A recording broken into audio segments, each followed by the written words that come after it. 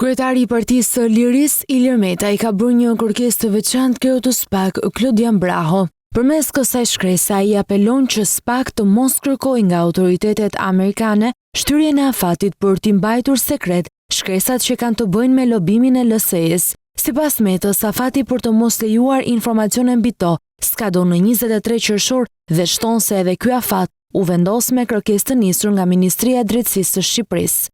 Kërkoj nga ju si drejtuesi SPAK-ut të mos bëhet një kërkesë e re për shtyrjen me bërjes publike të gjithë informacionit që ka të bëjë me kontratën GSIS-LSI, pasi kjo do të bënte të pamundur mbrojtjen time efektive lidhur me akuzat e ngritura për këtë çështje, ndërkohë që çështja ka kaluar në gjykim në themel. Sipas Metës, dy janë shkaqet që nuk lejojnë transparencën.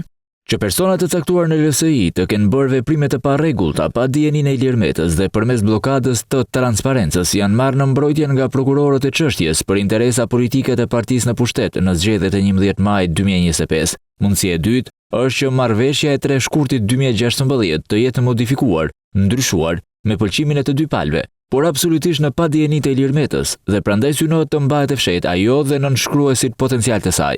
Megjithatë, Meta nuk përjashton edhe një mundësi të tretë.